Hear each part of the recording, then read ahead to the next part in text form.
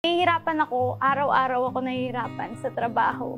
Tapos pag pupunta na ako sa kapilya, sasabihin ko sa kanya lahat, hihingi ako ng tulong. Tapos the next day, ansaya ko na ulit. Nag-regain na ako ng strength sa pagsamba kasi nakapagpahinga na ako. Nakausap ko na siya. And sobrang galing kasi tinutupad niya lahat ng mga pangako niya. Tinutupad niya lahat ng mga hilingin ko sa kanya. Although it's not urgent, binibigay niya agad.